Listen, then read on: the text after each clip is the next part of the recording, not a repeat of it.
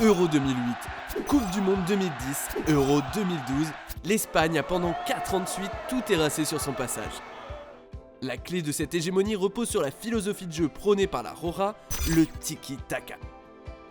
Jeu à une touche de balle, déplacement sans ballon et récupération haute sur le terrain, le style des Espagnols devient une référence mondiale.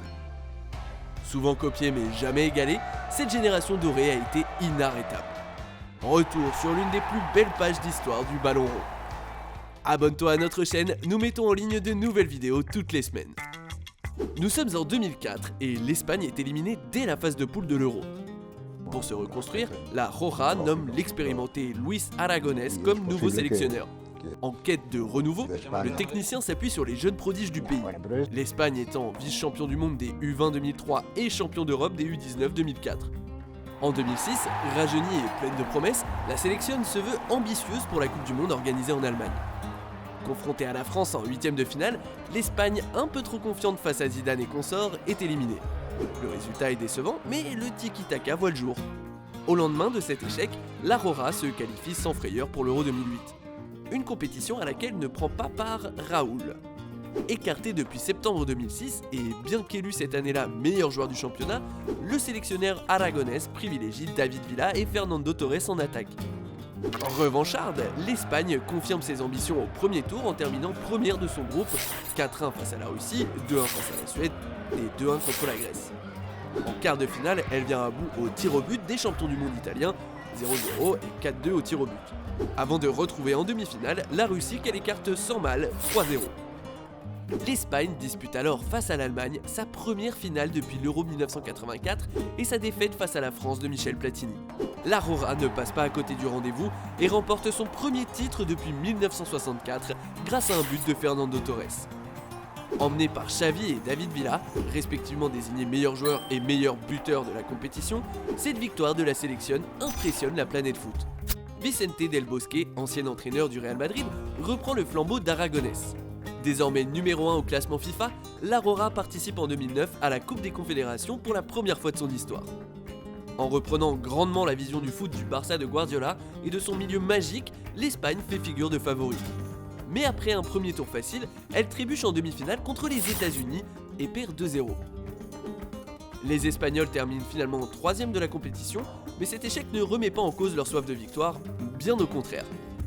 Les éliminatoires pour la Coupe du Monde 2010 sont une formalité et l'Espagne se présente en Afrique du Sud dans le groupe des favoris à la victoire finale.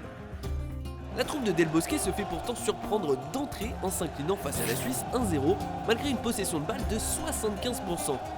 Elle se reprend contre le Honduras 2-0 et le Chili 2-1 pour se qualifier en 8e de finale. L'Espagne vient alors à bout du Portugal 1-0 et se qualifie pour la première fois de son histoire en demi-finale de Coupe du Monde en écartant le Paraguay 1-0. Elle y retrouve l'Allemagne qu'elle domine comme en finale de l'Euro 2008 1-0. La Roja affronte en finale les Pays-Bas dont le jeu organisé en 4-2-3-1 a fait merveille tout au long de la compétition. Le match est rugueux et fermé, mais Andrés Iniesta confirme alors qu'il est l'un des hommes forts de cette équipe en inscrivant le but de la victoire. L'Espagne et son tiki-taka trônent sur le toit du monde et placent 6 joueurs dans l'équipe type du tournoi. Casillas, Puyol, Ramos, Iniesta, Xavi et Villa. Les Espagnols rentrent à la maison en héros et apportent un rayon de soleil à une population durement touchée par la crise économique. Bien que tenant du titre, les Espagnols doivent passer par les éliminatoires pour se qualifier à l'Euro 2012. Malgré la rivalité exacerbée entre les joueurs du Real de Mourinho et le Barça de Guardiola, le navire de la Roja ne tangue pas.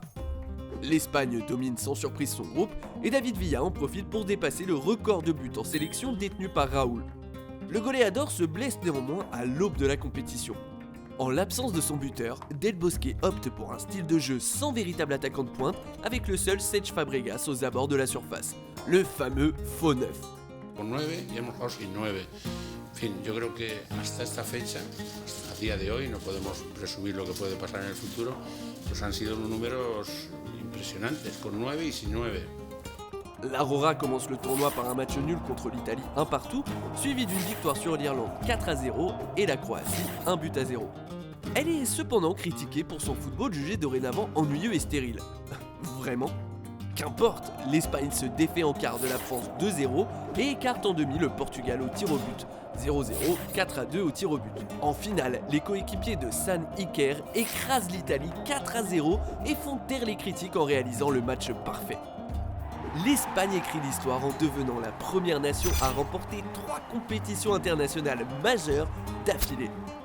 Si son triomphe prouve qu'elle est encore capable de dominer n'importe quelle équipe, la Rora arrive en fin de cycle.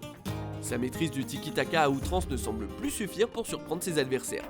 En 2013, elle se fait dépasser en finale de la Coupe des Confédérations face au Brésil 3-0.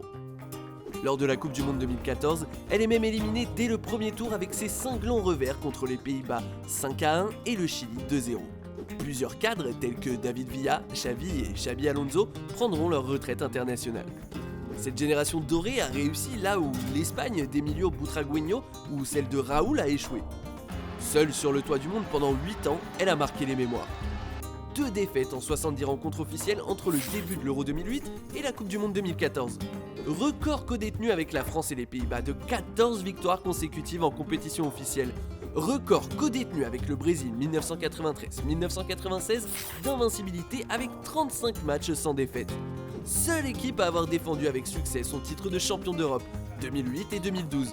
Cette Rora a renversé les records et restera avec son tiki-taka un modèle tactique et esthétique pour le football mondial. Cette domination sans partage sacre également une génération de joueurs exceptionnels. Iker Casillas, Carles Puyol, Sergio Ramos et Gérard Piqué se sont montrés intraitables en n'encaissant aucun but entre 2008 et 2012 dans un match à élimination directe. Le milieu de terrain poussé techniquement à son paroxysme et interchangeable avec Xavi, Andrés Iniesta, Xabi Alonso ou encore David Silva et Cesc Fabregas a tout raflé sur son passage. Fernando Torres et David Villa, qui se sont relayés au poste d'avant-centre, ont eux figuré parmi les meilleures gâchettes du continent. Ensemble, ces cadors du ballon rond ont résisté à tous les vents. Pendant 4 années consécutives, aucune équipe n'aura réussi à trouver la recette pour les battre. Cette épopée espagnole aura marqué pour l'histoire toute une génération et reste aujourd'hui la dernière nation à avoir autant dominé le football mondial. Merci d'avoir regardé notre vidéo. Dis-nous en commentaire si l'Espagne version 2008-2012 est pour toi la plus belle équipe nationale de l'histoire. N'hésite pas à continuer de parler de méga-foot autour de toi, ça nous aide énormément. Quelle grande épopée souhaiterais-tu voir dans notre prochaine vidéo ? Donne-nous ton avis. À bientôt.